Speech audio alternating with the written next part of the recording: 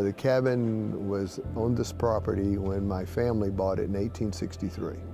My great-great-grandfather, Bennett Sanders Spivey, moved into this area with a wife and 2 small children and acquired 80 acres of land and built the cabin, or the cabin was there.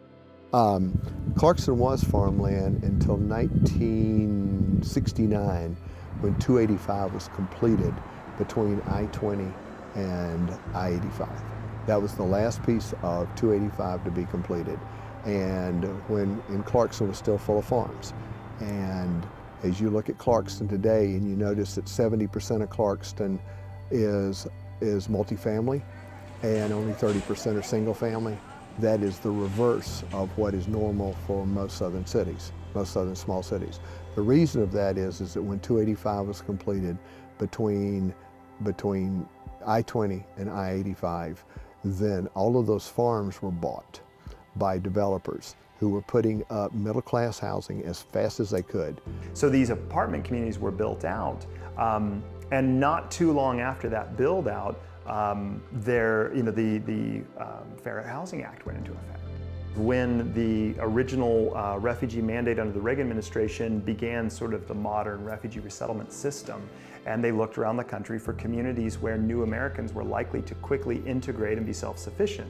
And so Clarkston was one of hundreds of cities identified. And at that point, as the resettlement system began to place families and then look at the self-sufficiency rates at 6 months, it's the marker, and over the years, Clarkston has consistently performed in the top of the entire United States for that early self-sufficiency. That a refugee resettled in Clarkston is as likely to be financially self-sufficient and on their own 2 feet within 180 days as any city in the country. I mean, consistently at the very top of the list.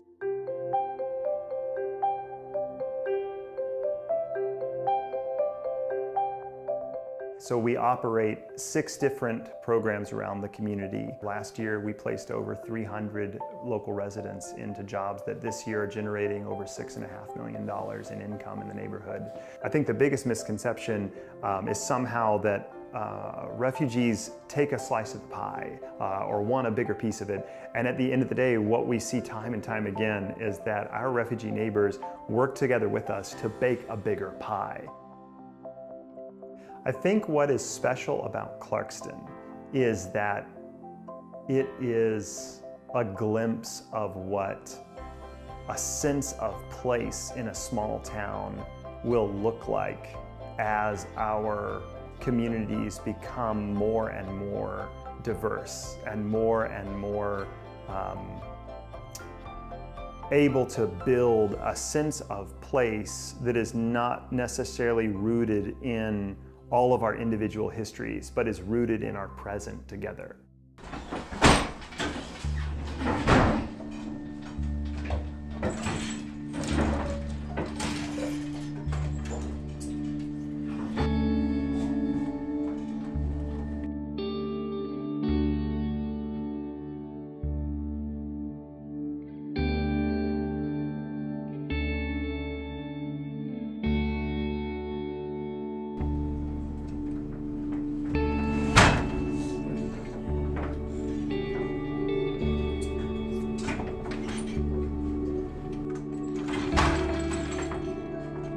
We looked at what our agency does well, which is we take resources from the community, furniture and clothing, and we upcycle them. We give them to families who need furniture, but in the case of the clothing, we looked at how can we turn all these excess textiles in our community into something that is practical and usable and can be used in a different kind of way. And that is really how the idea of Reloom was born, with using weaving, which is a very old craft. All clothes are made on looms. And so we really used that concept and decided to teach homeless women and low-income women how to weave so that they could produce beautiful items to sell.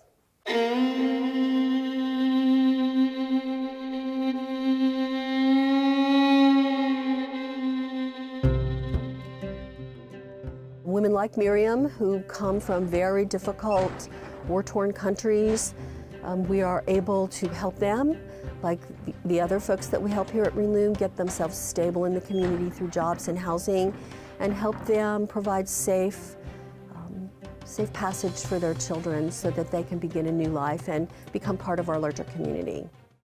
Afghanistan is a good country, but it's not safe, and the government cannot guarantee safety of people. Nobody is happy in Afghanistan. There is no job. People cannot live easily. So we moved to Pakistan, and we lived in Pakistan for almost 2.5 years. I had to work in Pakistan every day so I could afford the expenses of life, because I couldn't live in Afghanistan anymore. While in Pakistan I was working and we were there, I had a case with UN, United Nations, and thanks God that my case was accepted. And then we came to America, and we're so happy here. You don't speak the language, you don't know any of the people, you're very brave to come from a place that is not your place, and you are coming into a group of people and you're allowing them to move you in and help you, but not really understanding the language. It's a very, very gutsy move on women like Miriam who are stepping out to help their children have a better life. It's very impressive.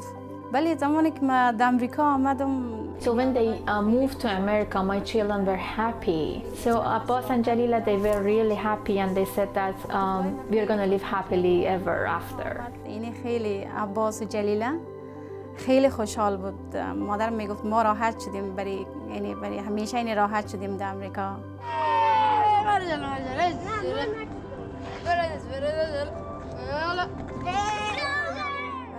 My children learned English really well here in almost 1 year, especially Abbas. He is intelligent, he has a good mind, so he's a quick learner. Oh, it's powerful that you want to work and you go to work and you make money and you can take care of your family. That is an extremely powerful for all of us, that we are able to take care of ourselves, and then when you create something beautiful and someone appreciates that and pays money for it, that's really a most amazing opportunity for them. Yes, I like the job. Yeah, the first time I came, but I'm not understand how it's working, but right now I understand. It's very good. I think Clarkston is a really unique place dropped into a big metropolitan city like Atlanta, where they are welcoming and they are willing to step out and help people that are not like them. And so you have these groups of folks who want to come and be with people who understand what they're going through. New American Pathways and the church, they are helping me. In America, helped me, yeah. Everything is good in America.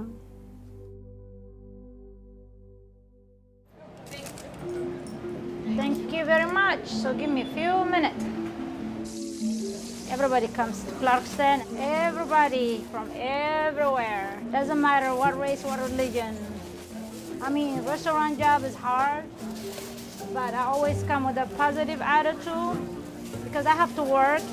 Whether I work here or somewhere, I have to work. So I rather work with people and serving people, meeting different people from all over, and then tell them about my country, Eritrea.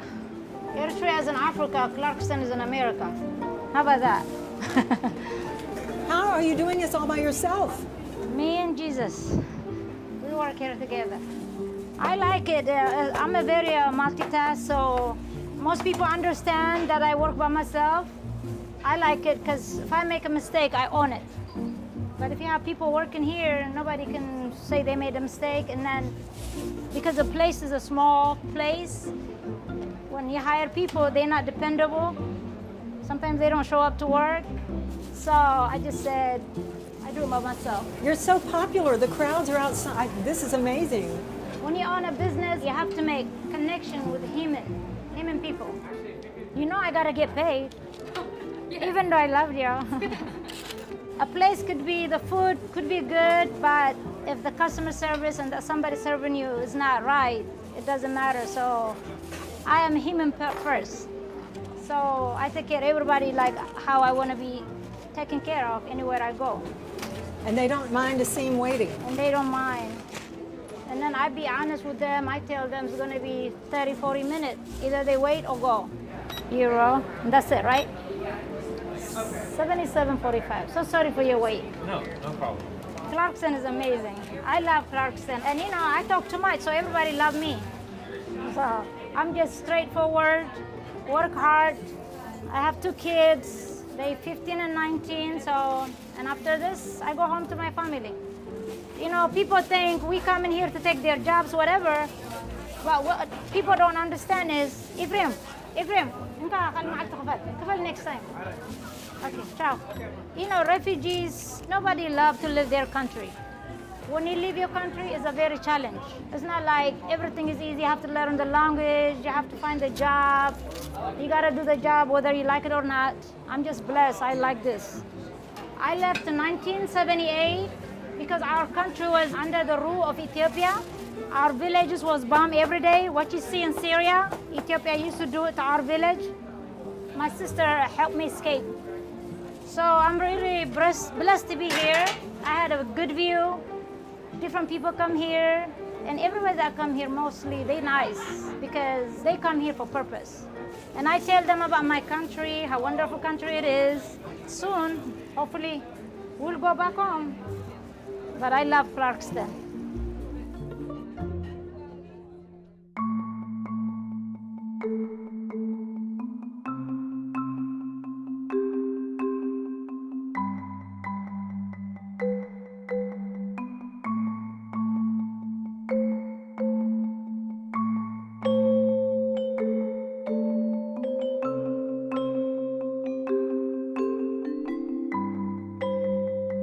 So you couldn't live in your house? No, we can't live in our house in Darfur, only like in the capital.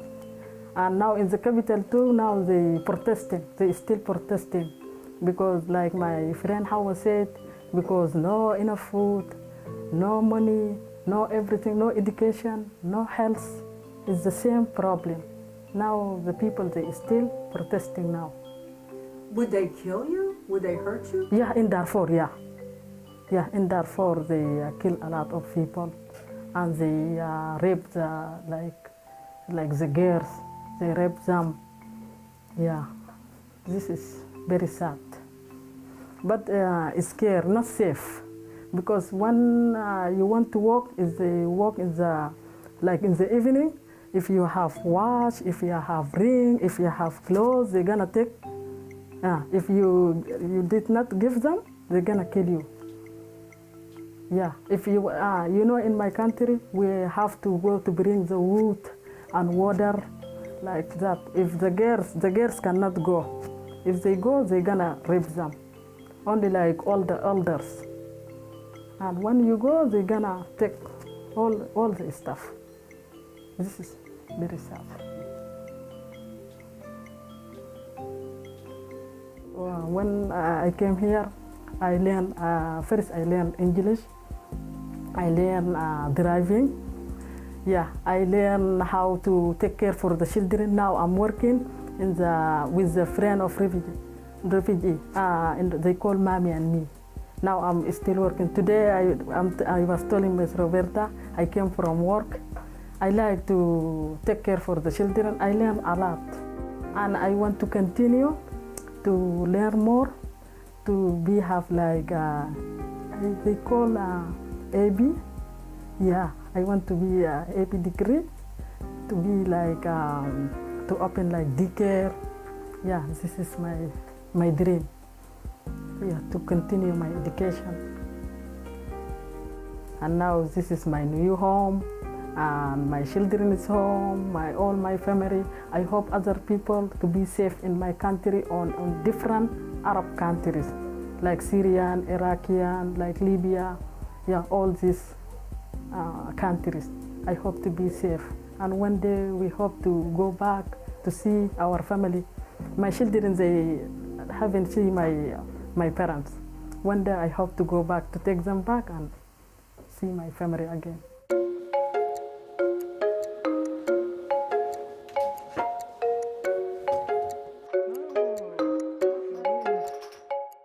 Would you be afraid to go back home?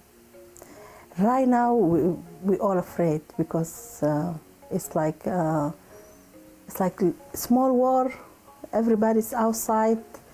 The people hungry. It's expensive. No education. No healthy, and they want to change our president because he stay in Sudan. It's like 30 years. Yeah, and he just messed up everything. The Sudan is not good. I feel safe. I want everybody to be safe. I want my country to be safe because all my family is there, and I'm safe here with my kids and other friends and my husband, but I hope everybody to be safe like me. I learned a lot of stuff. I used to drive before. I don't know how to drive. I didn't go to the car. I drive now. I go everywhere I want. My kids too, I take them everywhere. And I learn English, how to speak English, because before we don't know to speak English. It's hard in my country because if you speak, nobody listens to you. Nobody takes serious. You're just saying, this is woman. She's talking, this is woman talking, yeah. But here, if you speak, the people is listening to you, you're saying good thing, they say, okay, she's saying that, this is a good, this is not good, yeah. Yeah. Yeah, Clarkston is a good place because if you want to walk outside, you are not scared. You are not feel like you are not in your house because you see different people.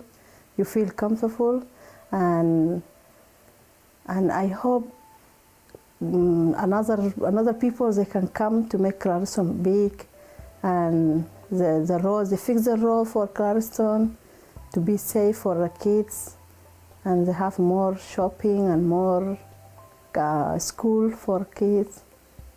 And I hope they want to bring the refugee more, because if they bring refugee more, they will be good in Clarkston, yeah. But you don't feel here like anybody looks down at you because you're Muslim? No, because I see that many people, they are Muslim here too.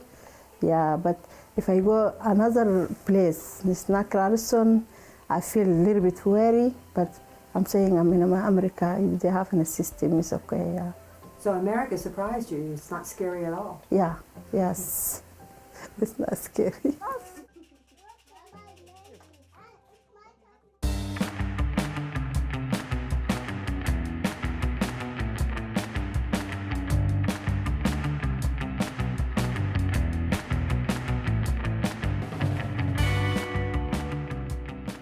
I'm from Congo, but I went through Uganda, then got here.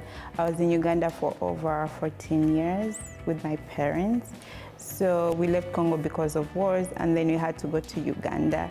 So we stayed in Uganda all that while seeking for asylum until 2016 when they granted us asylum in August.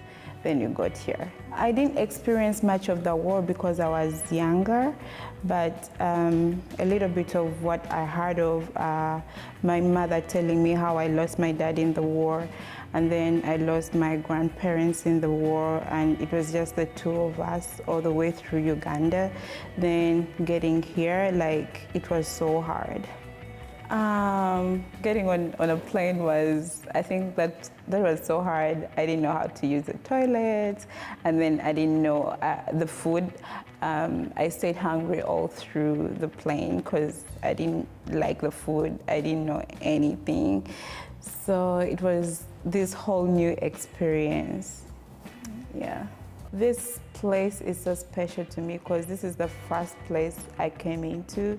This was like my exposure, and there's so many people here of different cultures. When I got here, it was so easy for me to get into the whole system because I realized I wasn't the only one who was a refugee or who was coming from a refugee family. There were so many people, and it was just so easy for me to have everything sink in and keep moving.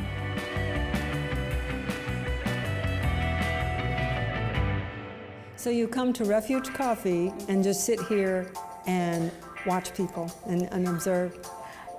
Actually, the first time I got here is the supportive group that I told you about that was helping me get into college. We used to meet here. So to me, this place is everything. I used to meet those people here. I used to meet my mentor here. She's called Susan. I have to mention her because she really, really means a lot to me. So I used to meet her here after a week, and she really helped me a lot. She used to call colleges for me. She would do everything just to see me move forward. Okay, like right now, I'm in a nursing school. At the same time, I work at Emory as a patient care technician. Tell me what it's like to be in Clarkston. It is people, it is loving people, people who have come from way, way far, and some are still struggling, you know, getting into the whole system, and some are living their dream. So Clarkston is really, really, really special. Yes. Is this your hometown now? Yes, I love Clarkston. Yeah. I am a co-founder and the editor-in-chief of The Bitter Southerner, which is an online magazine and a podcast. What happened was Stacy and I, we spent Halloween week of 2011 in New Orleans. And I'd been getting a little fascinated with this resurgence in, you know, properly made cocktails. So we came home the next week and I saw a story pop up in my Facebook news feed. Something about a list of the 50 best cocktail bars in the world.